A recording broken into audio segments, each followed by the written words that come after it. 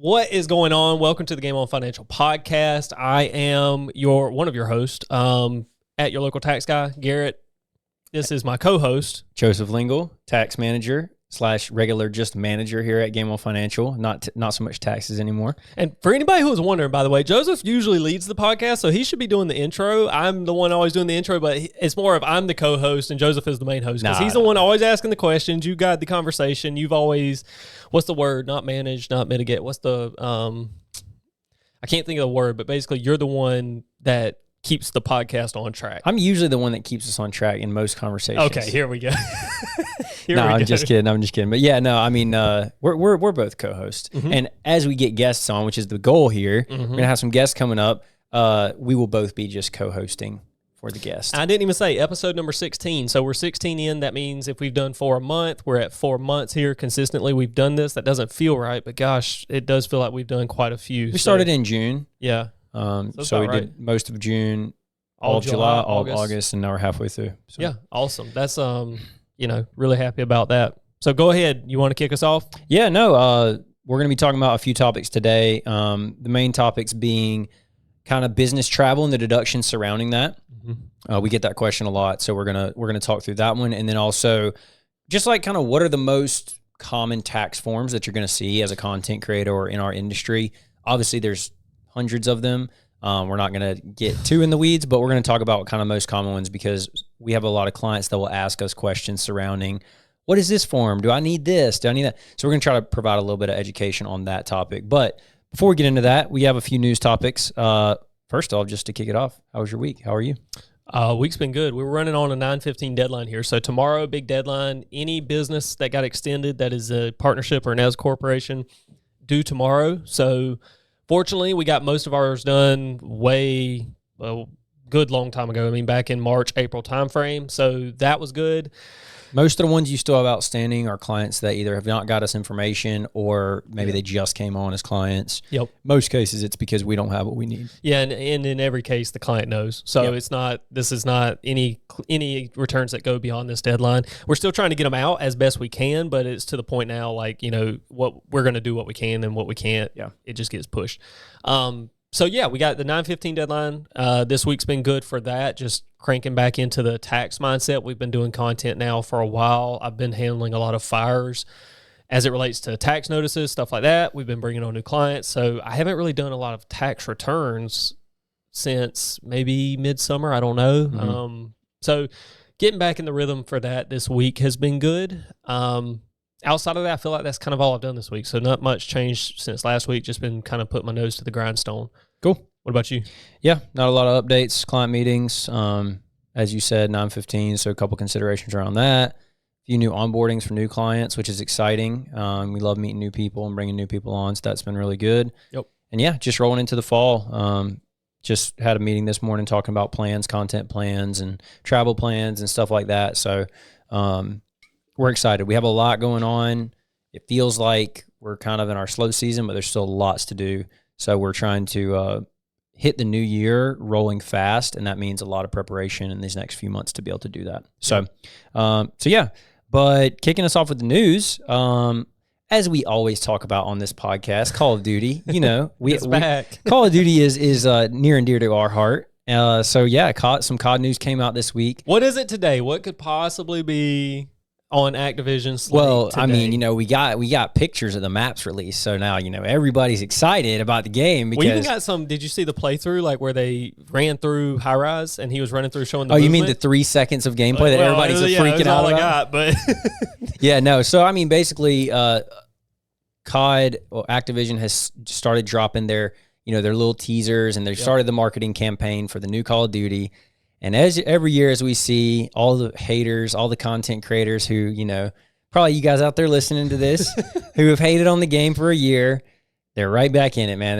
This is exciting. This looks like it's going to be the best COD ever. Yeah. Well, I was going to say, even beyond the haters, I think it's the people, who are just like rose-colored glasses, and it's like, this is the best thing ever. We're getting How do they do it, man? Every year, they just draw people right back into it, Yeah, I don't do. If I could tell But specifically, a tweet that we had brought up that we were looking at was basically a tweet from Modern Warzone, and he said, Treyarch's next turn in the spotlight is rumored to be the following same formula as Modern Warfare 2 and Modern Warfare 3 are currently. Call of Duty 2025 is reportedly going to be a follow-up to Call of Duty 2024, featuring remastered maps from Black Ops 2. And it was basically a speculation just saying that as this next year is going to be Modern Warfare 3, and we just had Modern Warfare 2 last year, that in the next 2 years to come, it's going to be basically the old Black Ops games with some remastered maps. Honestly, not really surprising. We've seen remakes. I think I told you this morning, we were talking about it, and I said, but we've already had Black Ops 2 remastered maps back in Cold War with Raid and Standoff and some of those old maps. I wouldn't be surprised to bring them back again. People love them, and honestly, from their standpoint, they get to reuse maps and make them better. So yeah. One thing we didn't talk about was like how entrenched some of the core title names are. So like we're in the Modern Warfare series right now, and then the Black Ops series is obviously between the two of those are probably the most significant, right? Yeah.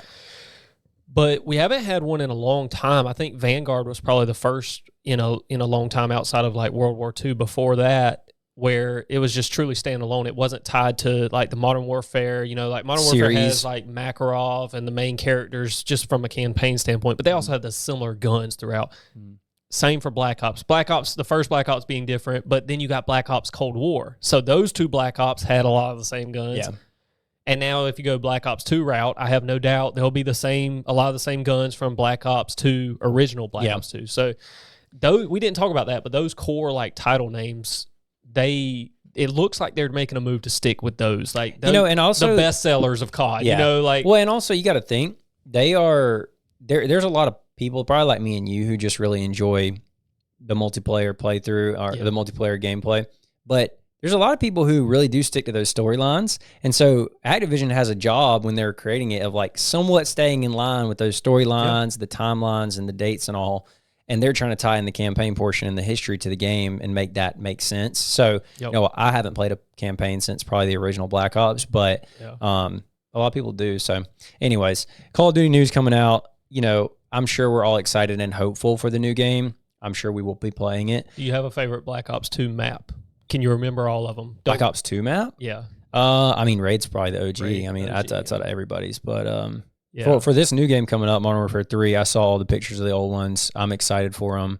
High Rise, all those. I'm definitely excited for it. I can't remember the name of it. This one wasn't my favorite, but for some reason when I think Black Ops 2, it just stands out. The one on the ship. Hijack, yeah.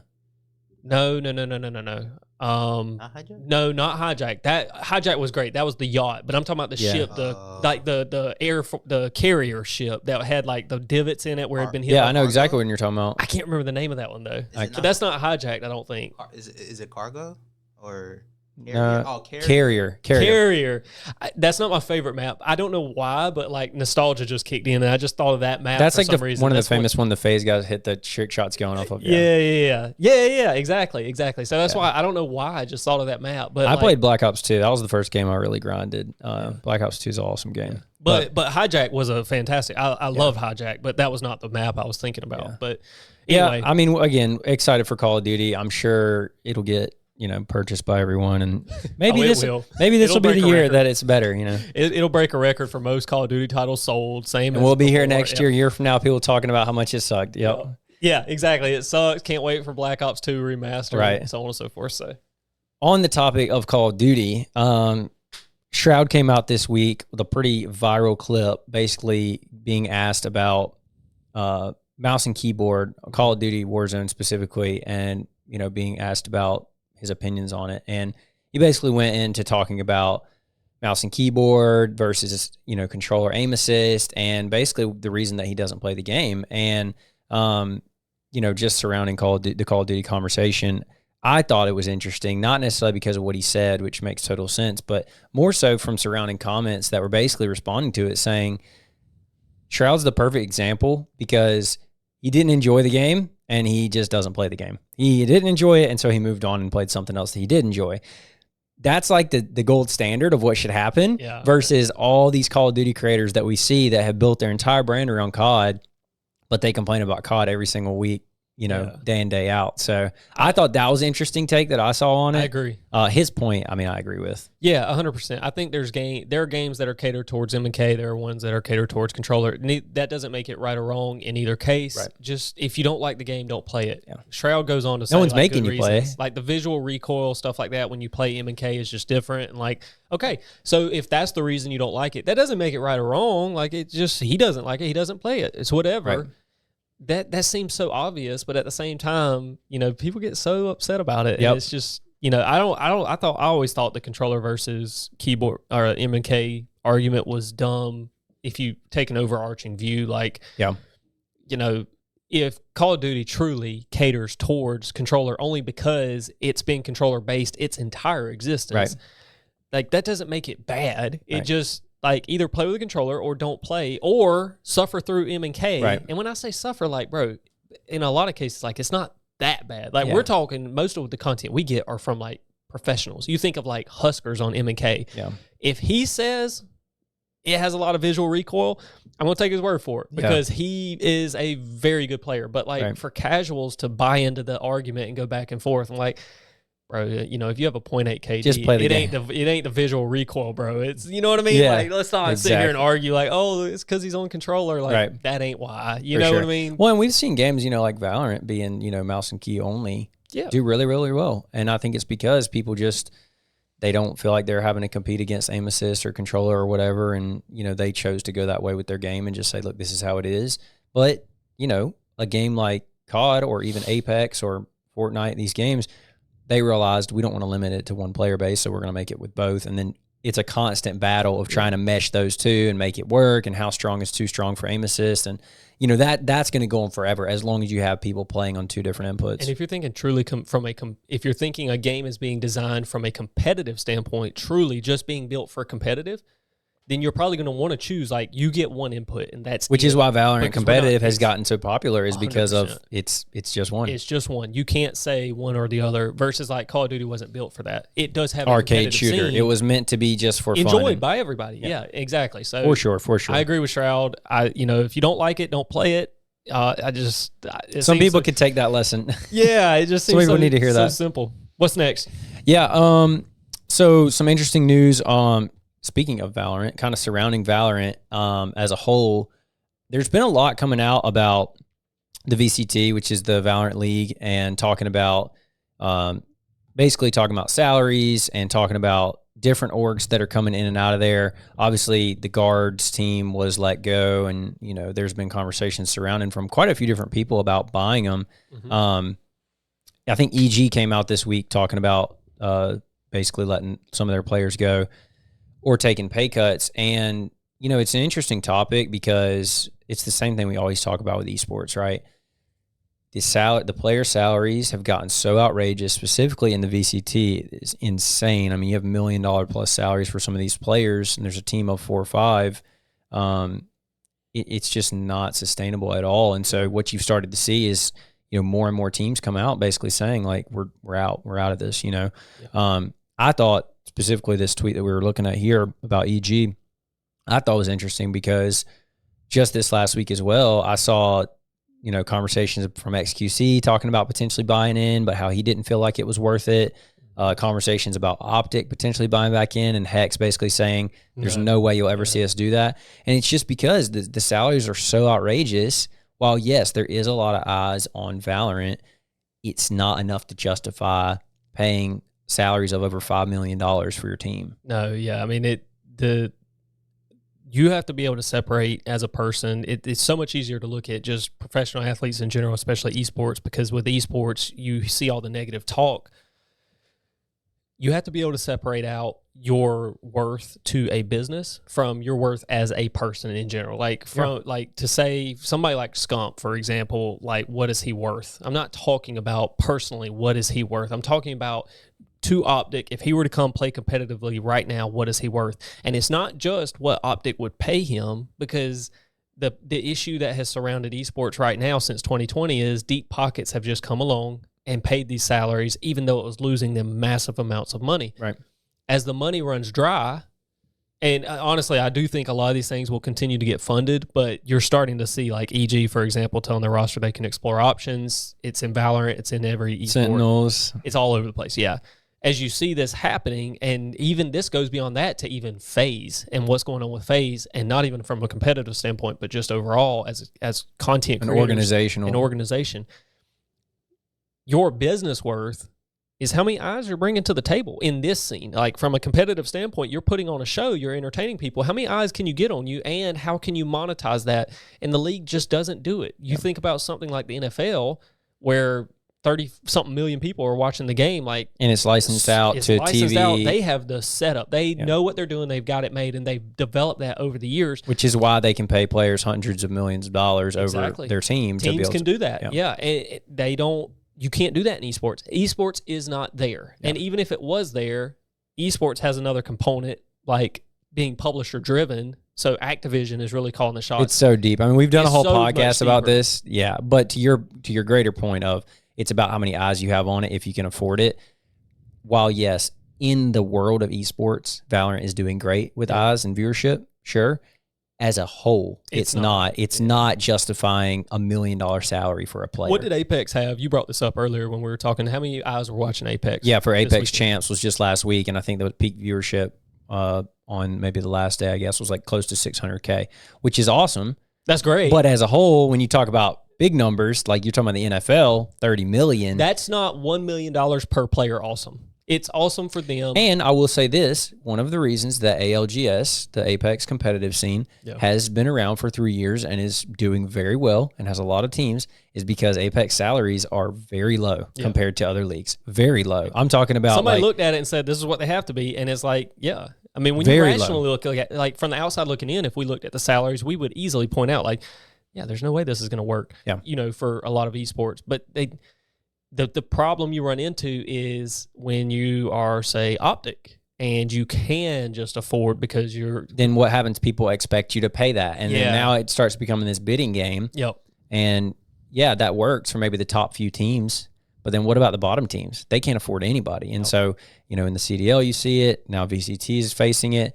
So yeah, I think you can't get inside a bubble and think like, oh, VCT is doing great or Call of Duty League's doing great. We had peak viewership of 400K. It's like 400,000 people. Like that's not paying.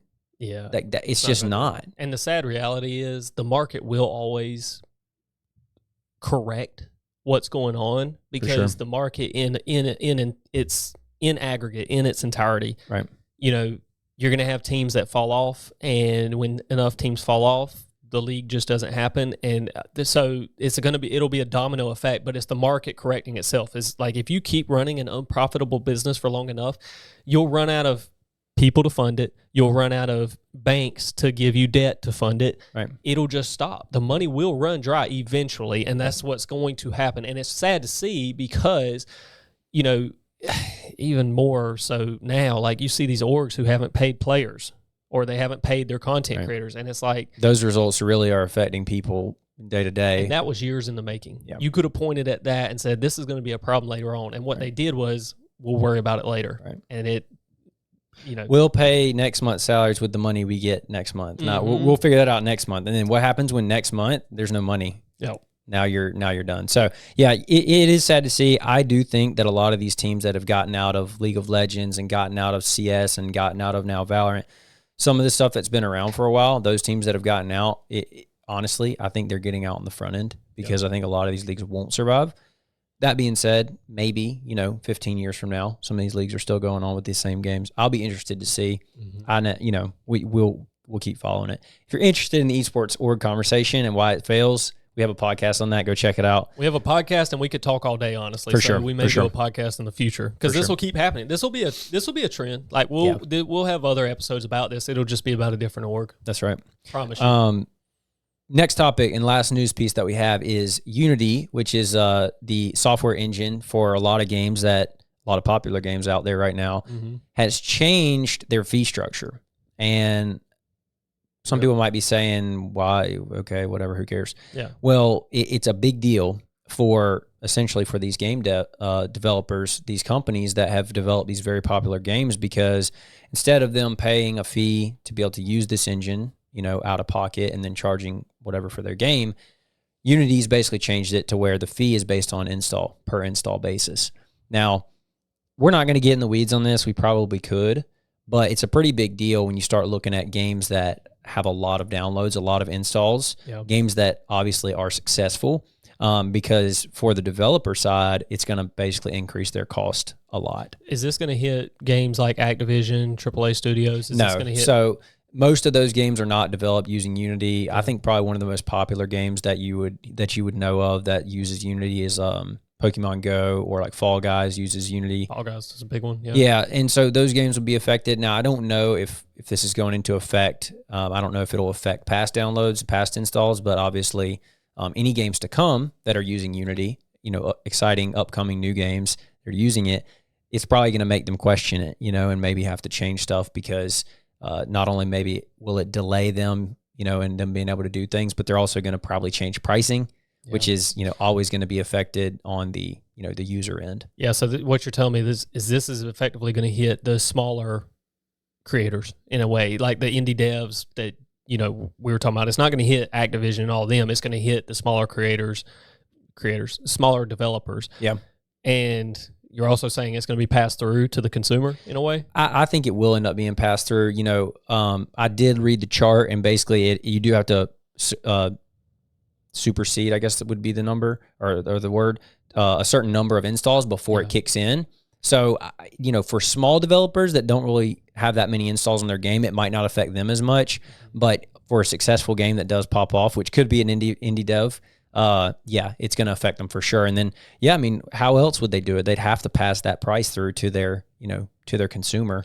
Yeah. So I think you see a game where, maybe it would have been a $9.99 game end up being a $25 game or a $50 game because they're having to cover their own costs, for using that engine. Yeah, and it's really interesting. And what I actually want to flip and ask Jamarian real quick, because we didn't talk about this previously. Was this something we tried to find the date on what it was beforehand. Yeah.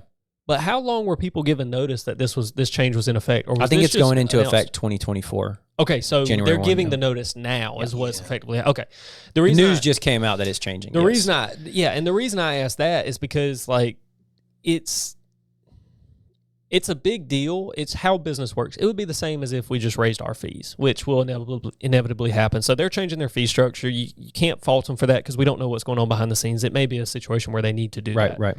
And that's okay. It just sucks because, when this happens, if businesses, especially in this case, game developers, the smaller ones, if they don't know how to monetize that and pass the cost to the consumer, you're just going to get less games because they're not going to be able to afford to do it. Or they just won't use it, Or they won't use Unity. Yeah. So, it will change things. And I don't want to say unfortunately because honestly, it's not unfortunate. It's just kind of how the world works. I mean, it's the way of business, Yeah, it's business. But it just sucks because you may end up getting a situation where these indie developers who do make things like, Only Up, or these fun games that just take the world by storm, right. for a couple of weeks, and they're really fun, especially in the summer when not a lot of games are dropping. Like, I love that season of time, and I love the fact that people just go out there and they just create things. They just create fun stuff. It's awesome, yeah. And now they, what are we going to miss out on because they can't afford it? Right. That sucks to think about. But and your point about just being a business thing and not having the knowledge to do that, some of those small devs, they aren't business people, because we even work with quite a few of them as clients, and they're not getting into game development because they're trying to run business. They're getting into it because they love it. They love creative. A lot of them don't have the first clue, and why should they? Right? Yeah. You're right. They don't get into the business of doing business. They're getting into the business of creating, and it sucks, dude. Because I mean, I don't want to lose out on what would be like an awesome game that the world never got because Unity changed their pricing, and now it's. And I hope also, I mean, there was a lot of discussion on how that pricing was going to work. We're not talking about it could be a situation where this isn't an incremental cost. This could be massive cost added on. Yeah. I'll be interested to see how it plays out. Definitely. Yeah. Not game changing right this second, but definitely could change the future. And that's kind of what we'll see. So that being said, I think, Garrett, we can jump into our main topic of the day, which is going to be our first main topic. We have two is travel. business travel versus personal travel. And what is the question we get all the time? Hey, going on a business trip, or I'm going on a trip, I'm going to be working. Can I deduct this travel? Yeah. Let's talk through that. Let's talk through kind of the considerations around it and, what we generally respond to people. Obviously, this is going to be somewhat nuanced conversation because every person's scenario is going to be different. So we're going to talk through the different things we see and take it by that. Yeah. I think a great way to look at it is, when we get that question, it's like, hey, I'm going on this trip. What can I deduct? This and that, immediately our mind, boom, right there. How's this happen? Like they ask us in Discord. So my first question back in Discord, their question triggers 20 more questions from me. So my first thing what is the most common accounting answer? It depends. It depends. Yeah. That's Every the first time. thing I say. It depends. Yeah. So I would say, okay, let's get down to it. Is this business travel or is it vacation? And if they don't know the difference, when they phrase it to us, oftentimes, like I already kind of know in my head, but we don't make assumptions, right? So we ask questions. So when they say, I'm just going to Europe, like, okay. What are you going to do in Europe? Yeah, I need to know like the details. Yeah, sure. But if they say like, I'm going to TwitchCon, is that deductible? That's much easier. Like so that's kind of guiding our questions. But the first one will always be, is it business travel or is this a vacation? Is it related to what you're doing for business? Which in most cases, in the context we're talking right now is, content creators, gamers, people who maybe have YouTube or their revenue sources are generally through the content that they create. So that's how we're kind of going to tailor the answer is to those people. So let's take let's take a specific example and say like a TwitchCon. We'll start with the pretty much 100% shout out, we're going travel. to TwitchCon next month. We'll be in TwitchCon next month. 1 month from now. So if you're watching this, please come say hi. We'll be there walking around. So if we're talking about something like TwitchCon, for our content creators specifically, we know they're going to network. We know they're going to see some of them have been asked to go to TwitchCon to maybe they have sponsors there, sit on a panel, so even outside of like Twitch themselves, like their sponsors are asking them to go to make face, all that stuff. So the first thing we're going to ask is like, okay, what cost are we thinking about? And then maybe even suggesting costs that they might not be thinking about. So we're talking about, and I'm going to read down a list here, but hotels or Airbnb, plane tickets, Uber rides while you're there, one-off subscriptions, which you brought up. What are some examples of like a one-off subscription you might pay for while you're going out there? Yeah. So, I mean, we have creators that might need to be editing content or, uploading stuff. Obviously, they have to have internet to do so. Maybe it's a situation where they're paying for internet on the plane. Maybe it's a situation where they're, at the hotel and they have to pay for better internet or private service internet to be able to, to work. So stuff like that they're subscribing to, that is necessary for them to be able to work. What about meals?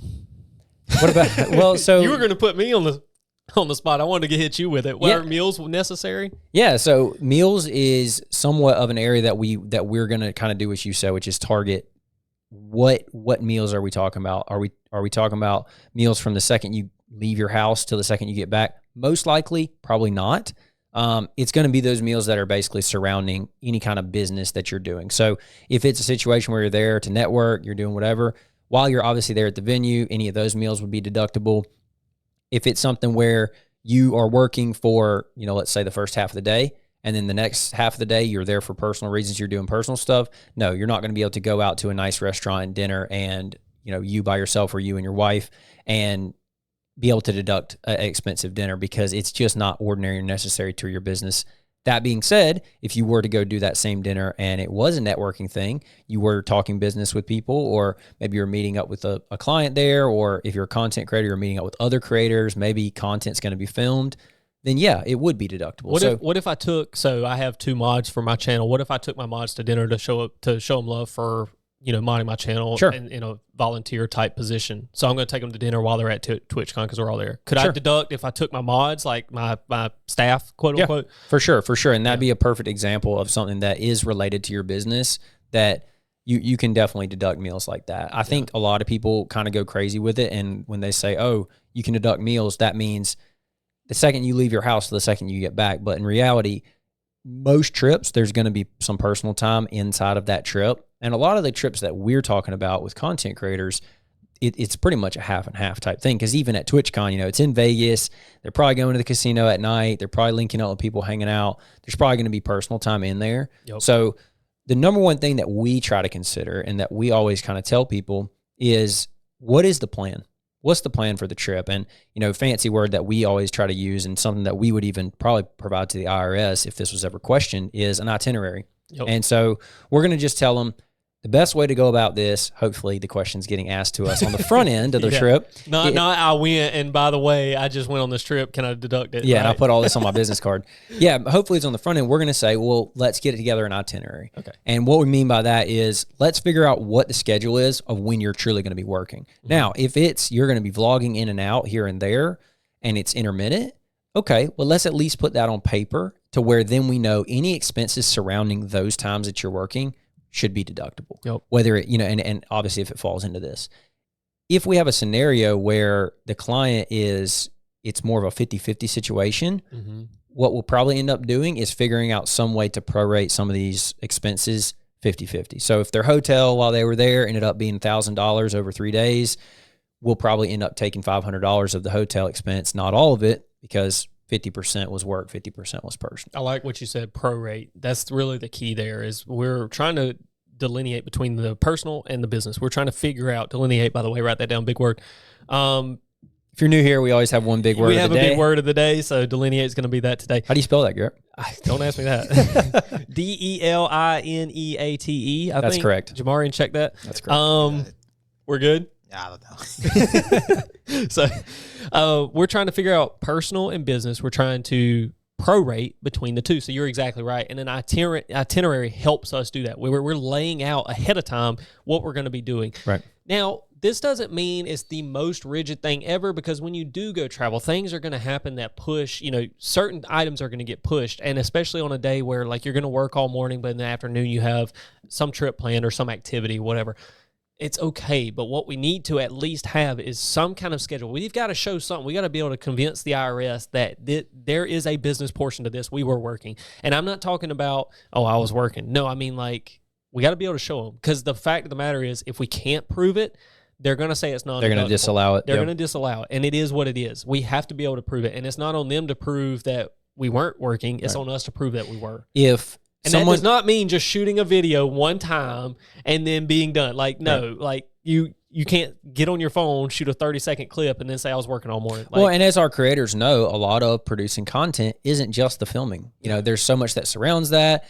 Even the creative aspect of figuring out what, the brainstorming session, maybe the flight out there when they did pay for the internet, maybe that was brainstorming to figure out what types of content they're going to film.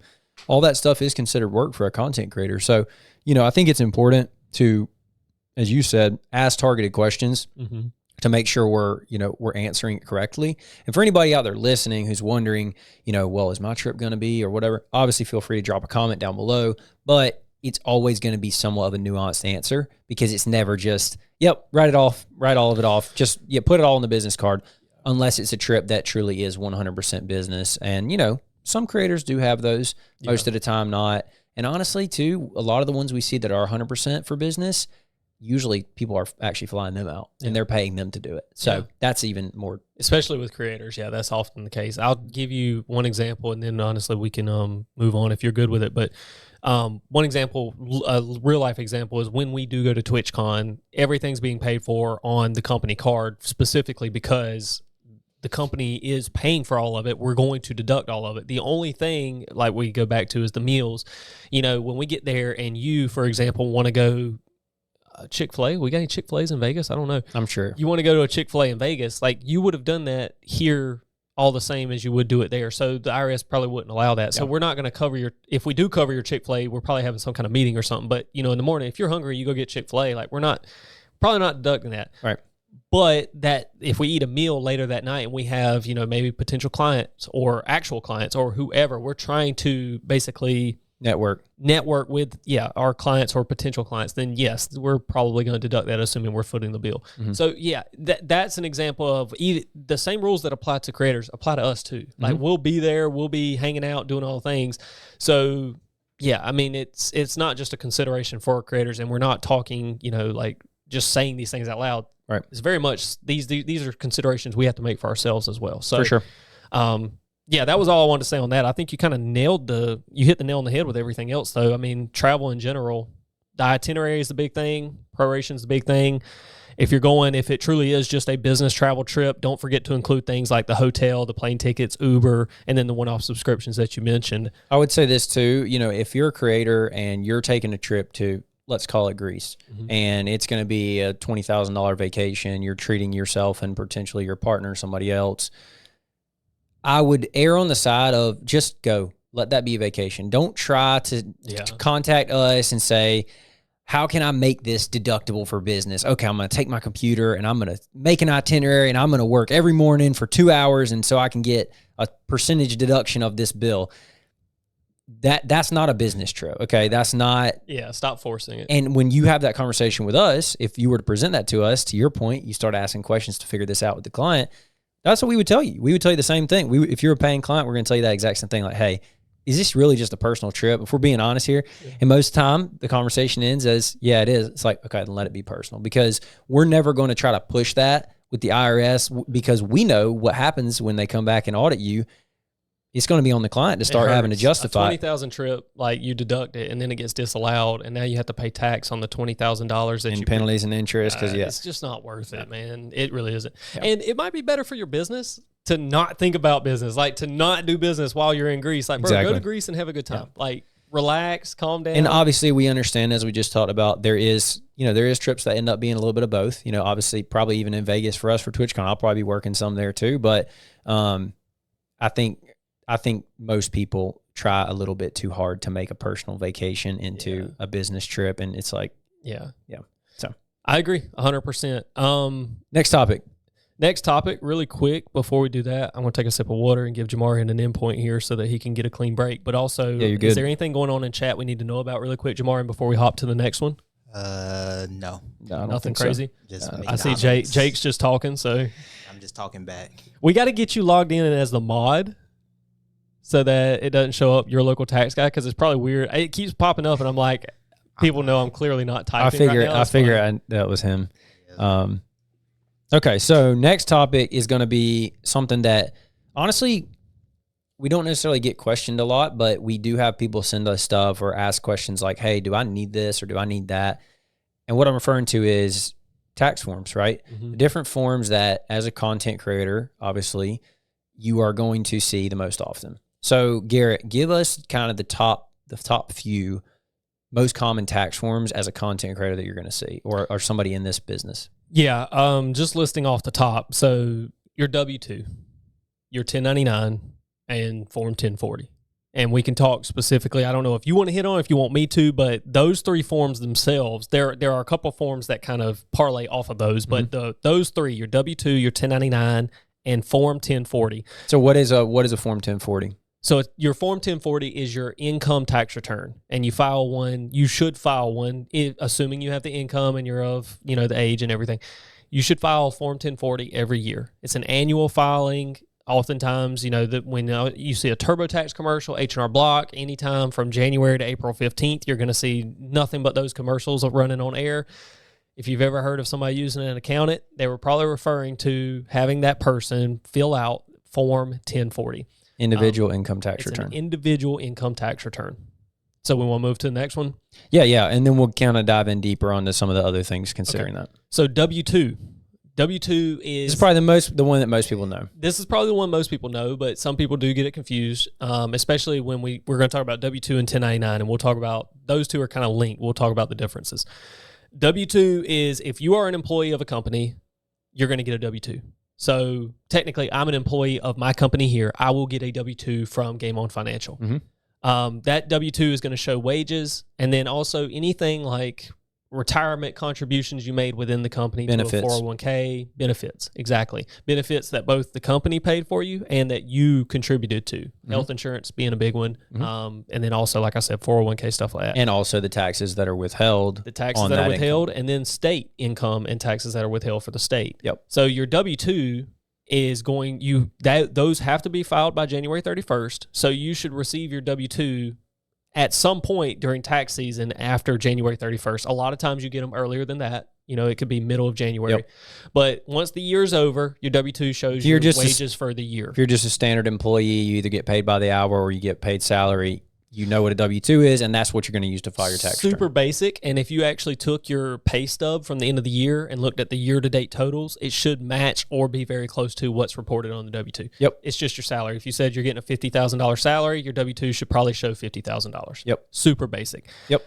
Next one is 1099. Compare that to a 1099, right? And a 1099, rather than being an employee and getting a W-2, if you're a contractor, you get a 1099. So very similar. The 1099 is just going to show the amount of money you were paid for the year, but it's from a company or a person that is not your employer. And that's the key distinction. If you're an employee, you get W-2. Contractors get 1099s. Yep. And I keep reiterating that. I know I've said it like 3 times now, but there's so much confusion around that. So much. Way more than you would think. Yeah, and it is a very simple concept, but if you are unsure of what form you should be receiving, just ask, am I an employee of the company or am I a contractor of a company? Let me ask you this. So if us here at Game On Financial, if we want to pay an editor, let's say, to edit this podcast for us, and you pay $100 to edit the video, is that then a requirement to file a 1099 for them?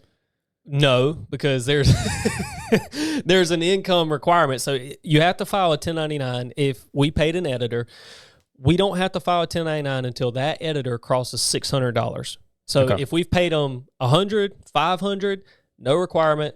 We still get to deduct it and all that, but we do Somebody's going to ask in the comments, like saying, like, shouldn't I know this? I'm like, I know this. I just want to get to answer. Yeah, and Joseph's kind of setting me up here, but the reason for that is these are questions that we get all the time. So, yes, if we paid an editor, once we hit the $600 mark, we would give that editor a 1099 at the end of the year. In January, those 1099s are also actually due required January 31st. to. And actually required to. We are required to, yes. And so a great example of this is we actually, for this podcast specifically, Jamarian is working on it right now, producing it, and then he will edit it after the fact. But J-Man is an employee of our company. We will not give him a 1099. We'll give him a W-2. Right. We do have a thumbnail artist who's going to help us with thumbnails. That person will get a 1099, assuming we pay them more than $600. Right. And that's the distinction there. Is there ever a situation, before we move on to the next forms, is there ever a situation where somebody could get both a W-2 and a 1099? I've had it happen, especially if, for example, this is very common when you leave a company. And if, let's say in the middle of the year, Jamarian, he's done great work here, but he wants to take on a new opportunity. So he stops working for us halfway through the year. We still have to give him a W-2 because he was employed by us January through June. Okay. He goes on, he's working at his other job, but we still need help editing. And so we're like, hey, Jamarian, would you mind still helping us edit? You're not going to do full-time responsibility like just here and there, we'll send you a video. Here and there, we'll send you a video, and we pay him more than $600. So for the second half of the year, he was a contractor for us. So in that case, we would give him the W-2 for the first half and a 1099 for the second half. So he would have both a filing requirement, or on his 1040 next year, he would have a W-2 from Game On Financial and a 1099 from Game On Financial. Absolutely. And it's really that simple. And an easier way, going into kind of the next topic, and it's the same topic of forms, but going into a couple more forms here, the easiest way to tell if you don't know whether you should get a W-2 or 1099, if you're going to get a W-2, if you're an employee, in order to sign on with a company, if you were to come work with Game On Financial right now, we would have you fill out a W-4 and an I-9. Those are two forms. All these W's get me confused. They get confusing, right? They do. So a W-4, you're basically telling me these are what I want you to withhold, right? So you're going to put down most people have seen these, right? They may not have known that this was what it was, but they've seen it. It's where it asks you, are you married?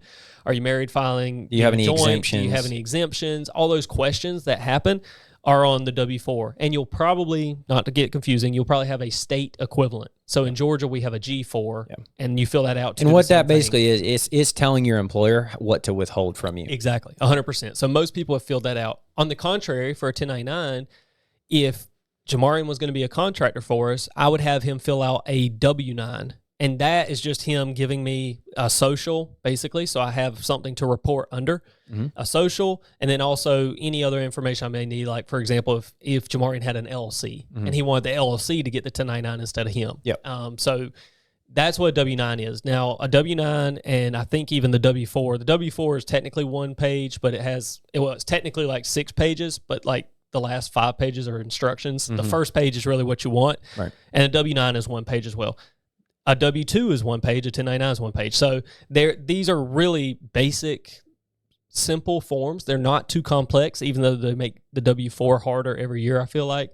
But super basic. Your 1040, to be contrary to those forms I just mentioned before, your 1040 could have 100 pages, 200 pages. It could be very long. Lots of forms on the back end of a Form 1040 that go along with the 1040 that are reporting different types of income, reporting deductions. If we went down the list of those, you'd be here a long time. And obviously with other forms for business returns and all that, there's lots of forms. The two most common for a 1040, I'll say, though, if you're filling out a Form 1040, most people, they go back and forth with a standard versus an itemized deduction. That's probably something you've heard of. You may not know specifically what that means, but if you're taking the standard deduction, that'll be reported on 1040. However, if you do have enough expenses to itemize, you'll actually fill out a separate schedule. It's called Schedule A.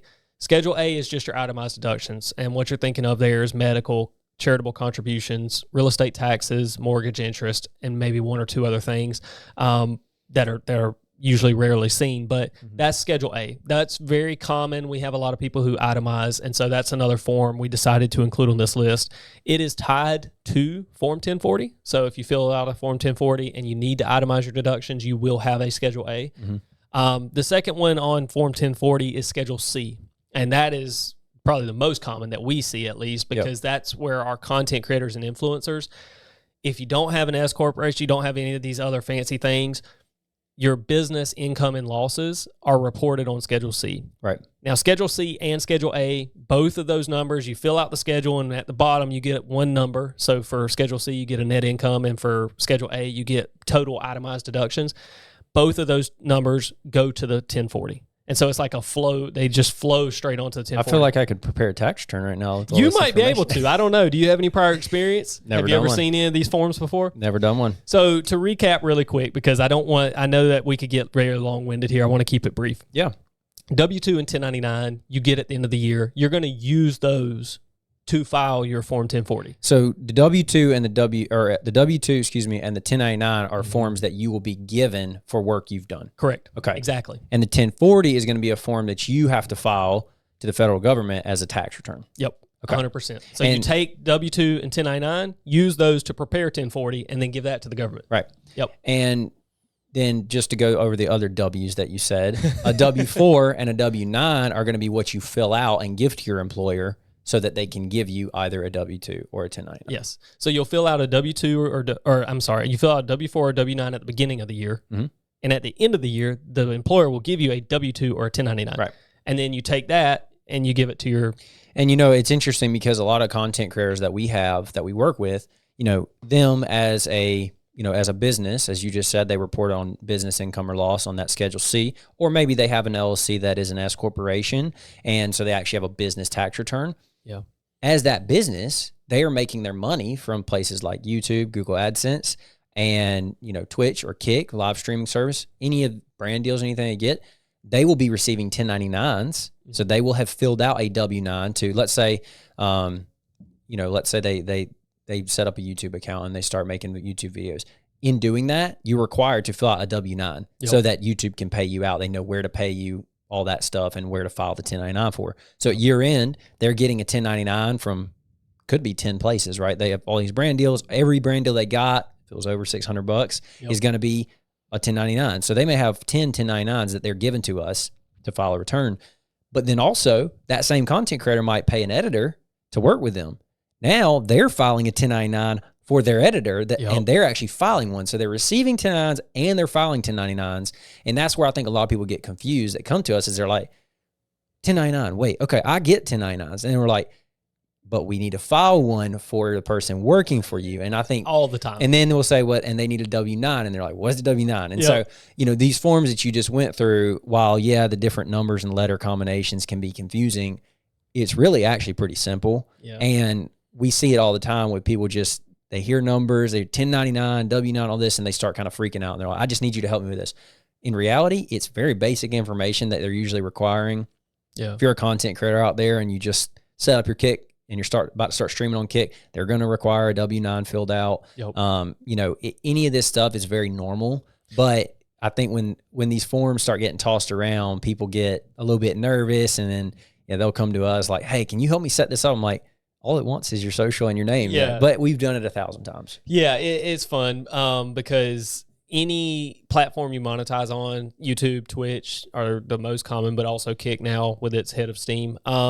Anytime you monetize on those, so for example, when you become a Twitch affiliate, then in order to be an affiliate, one of the first steps you have to do is fill out, I can't remember what they call it anymore, but it's been a while since I did mine, but you basically go on there and fill out they're gonna ask for your banking information to do your direct deposit, stuff like that. And they're also gonna ask you the same questions that are on the W-9. They're gonna ask you all those questions. And it's a W-9, you filled one out, but you didn't know that you were filling it out because they wrap it up in everything else. I was about to say they asked the directed questions that end up going on a W-9. They basically file the W-9 for you. Exactly. But, yeah. And so same with Kick and YouTube, they do the same. It's a very similar process. Yeah, and it's just something we see all the time, and so we figure we'd bring it up and talk about it because I think so many creators that honestly maybe don't have the need for an accountant yet, but they are receiving 1099s, and maybe they're even paying an editor, and so they have to file 1099 for them.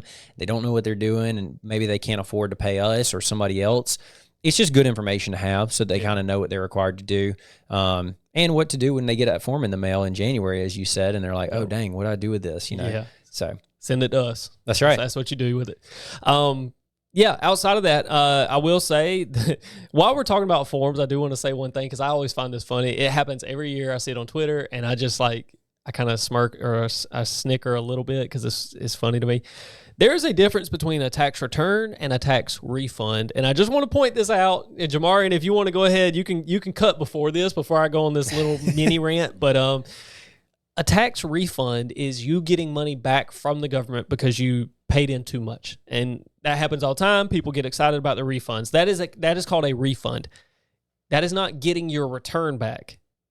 A tax return is Form 1040. That is what you give to the government. You give a tax return to the government. You're required to. You a refund, or you make a payment, like if you have to. But most people, they get that so confused. They're like, I got my tax return back and I got $1,000. Like, no, you didn't get your tax return back. You got a tax refund back. And I know that sounds so silly, but I'm an accountant. It bothers me. I don't know what it is, bro. I hear it, especially when I go back home. That's where I hear it. That's really where there's obviously a lot of considerations around taxes. Obviously, there's tons of rules. There's tons of really hard stuff, and so many considerations that we could dive into.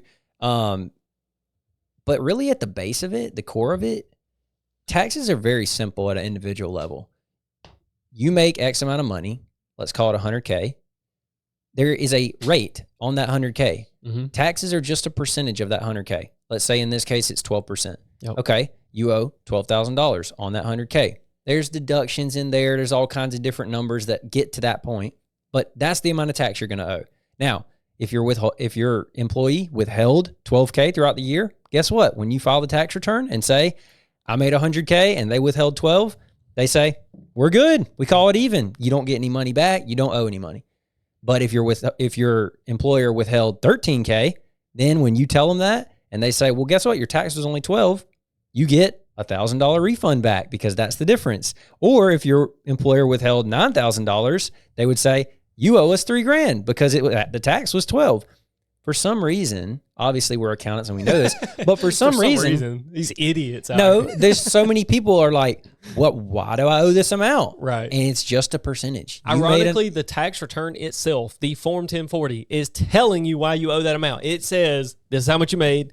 This is what the tax is. And then here's what you paid in. We're just being accounting snobs right now. Yeah, but it really is as simple as you made X amount of dollars. You are taxed at a % on that amount of dollars. And what people pay us for is literally to hop on a call and walk through that tax return line by line to explain to them why they owe. You know what we should do on an episode, and maybe this could be down the road, is actually pull up a 1040 and show like this. I don't know, people may think that's super boring, but I feel like it would be kind of cool just to be like, well, we're the accountants. Like nobody else is going to do it. We might as well just eat it and do the show. And we could have like a mock 1099 and a mock W2 and show like this is how it goes on there and this is what it's going to do. Kind of like you did a live stream on Kick not that long ago where you were kind of looking at some planning stuff. But yeah, I should do that again with at just the core. 1040. It's very, very simple. Yeah. Now you might have 20 1099s and a W2 and you bought a house this year and all these considerations that do affect that tax number. But ultimately, you get taxed as a percentage of your income. That's it. Quick tip: if you bought a house this year, there is a 99% chance it doesn't affect your tax return at all. Not a single iota. Like it doesn't move it one penny. Yeah. How many times have you heard, man, I might have to get you to help me this year. I had a kind of crazy year with tax. I bought a house, I got married, and it's like, okay. Half the time they tell me 10 things and 2 of them may change the return. Maybe. Yeah. You getting married, that changes it. But by one box. Yeah, I was about to say not married filing joint instead of a single. But Joseph and I have a call. Oh, go ahead. So if you get a house, it doesn't affect the tax return at all. Like, what would you deduct? So you buy the house, right? You buying the house in and of itself is not a deduction. So that's scratched away. All you have to consider now is real estate taxes and mortgage interest. Well, if that's all you have, now in today's market, it's wildly different. But if those are the only 2 things you have, and those go on your Schedule A, itemized deductions, if you don't itemize, then they don't actually help you. So there is no tax benefit to you buying a house in the initial year. And the difference in itemizing and not itemizing is essentially you either get itemized deductions or the standard deduction. Obviously, you're going to take whichever one is a higher deduction. Yep. The standard deduction has gotten so high in these past few years. I think for single, it's 13 grand. Right at 13. So if the combination, to Garrett's point, of your real estate taxes and your mortgage interest isn't more than 13 grand combined, you're not going to take less than the 13, or you're going to take the 13 grand. So to Garrett's point, unless you just bought a very expensive house and you have a lot of mortgage interest, most of the time you're not going to be itemizing. Yeah. So buying that house, it didn't change anything. Yeah, if you bought a $100,000 or $500,000 house at today's mortgage interest rates, and you bought it in January, you might have enough mortgage interest and real estate taxes for it to matter. Yeah. But generally speaking, not the case. So, and the thing is, if you bought a $500,000 house and you're married, now that standard deduction you and your wife both get, so it's 13 and 13. Now it's 26. So do you have more than 26,000? No. Probably not. And I mean, honestly, the amount of people that itemize that are our clients is very, very slim. Yeah, because of the increase in the standard deduction, you just don't see it. And it's usually the combination, not just between mortgage interest and real estate taxes. Usually charitable contributions. It has to be a combination of a lot of things to even be more than that 26K. Yeah, but that was a good question though, Jamari. Yeah. Unfortunately, we do have to hop. We do have a call coming up, so we're going to hop off here. But, yeah, I think it was a good episode. Hopefully you learned something. If you did, drop a comment, drop a like down below. We're trying to grow the socials, trying to keep bringing you guys good content, hopefully educate you. Go follow the branded account on Twitter at Game On Financial. You can also follow our personal accounts. We'll link those down in the show notes, description on YouTube. But go follow us there. Like Joseph said, like, subscribe, all the usuals. And we appreciate everybody for coming through. See you next time.